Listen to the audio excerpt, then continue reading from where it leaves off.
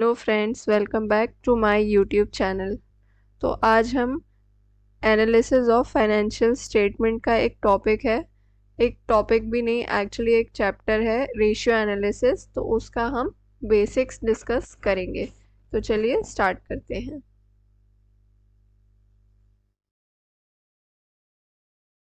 Meaning of ratio in accounting. Ratio basically ratio क्या है? Ratio is an arithmetic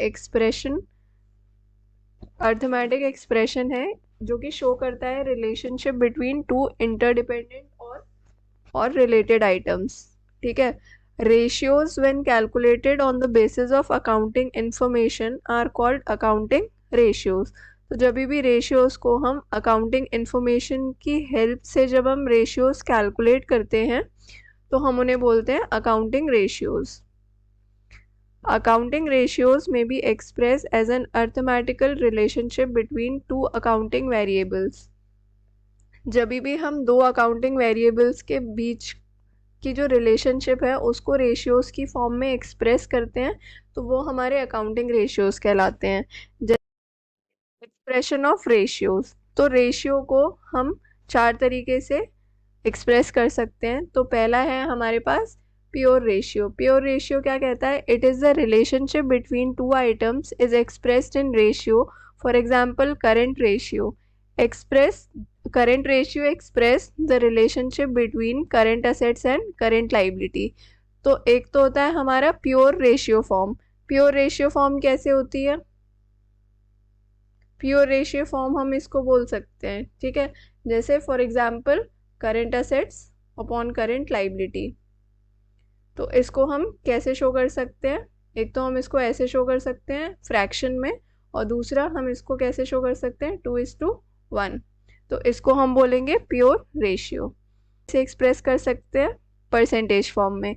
it is expressed in percentage. तो आपने देखा होगा जब भी हम ग्रॉस प्रॉफिट नेट प्रॉफिट होता है तो हम उसको हमेशा परसेंटेज के फॉर्म में शो करते हैं। For example net profit ratio is equals to net profit upon net sale multiplied by 100। और हम रेशियोज को टाइम्स में भी एक्सप्रेस कर सकते हैं। It is expressed in number of times, कि कौन सी चीज़ कितने टाइम्स अपेयर हो रही है as compared to the other figure. ठीक है। तो जैसे कि इसमें एक एग्जाम्पल दे रखा है कि trade payables turnover which shows the relationship between net credit purchase and average trade payable. तो इसको हम बोल सकते हैं कि हम टाइम्स में इसको शो करते हैं कि इसको ट्रेड पेबल्स टर्नओवर को। ये जितने भी हम इसके अंदर रेशियोज पढ़ रहे हैं या फिर जो भी ये जो हम जितने भी डिफरेंट डिफरेंट टाइप के रेशियोज पढ़ रहे हैं इसको हम आगे एक एक करके और थोड़ा डिटेल में डिस्कस करेंगे। फ्रैक्शन की फॉर्म में हम कर सकते हैं, जैसे कि हमने ये वाला एक बताया था current asset upon current liability.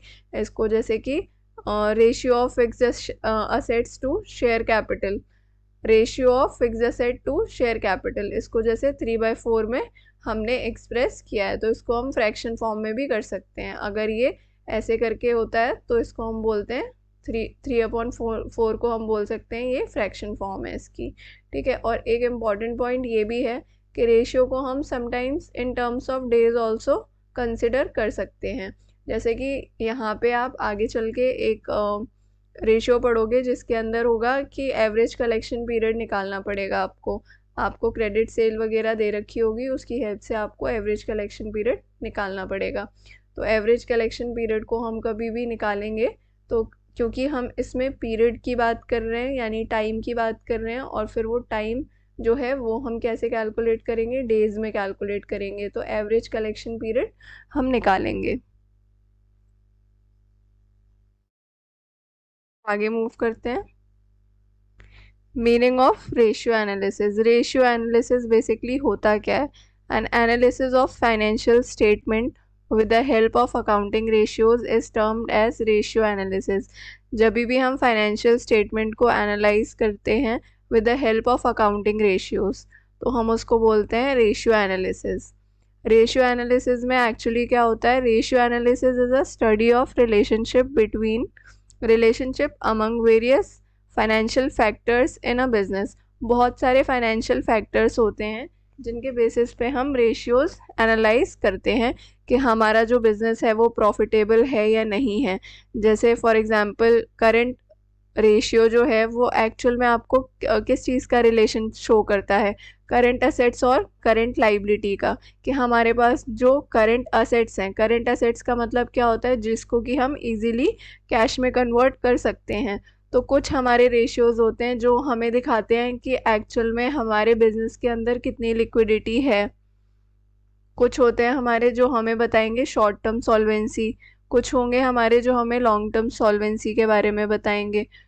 तो इन सारे रेशियोज की हेल्प से हम हमारी जो फाइनेंशियल पोजीशन है उसको एनालाइज करने की कोशिश करते हैं और इंटरप्रेट करने की कोशिश करते हैं। तो रेशियो एनालिसिस आपको एक्चुअल में हेल्प करता है फाइनेंशियल स्टेटमेंट को एनालाइज करने में। नेक्स्ट देखते हैं, रेशियो एनालिसिस का ऑब्जेक्टिव क्या होता है।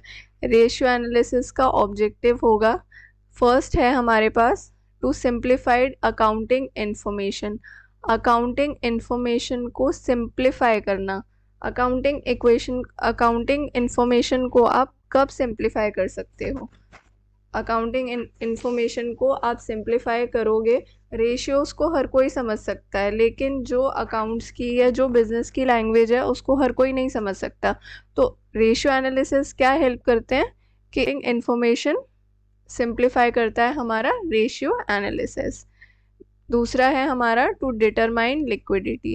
एक्चुअल में ये हमें लिक्विडिटी डिटरमाइन करने में हेल्प करता है।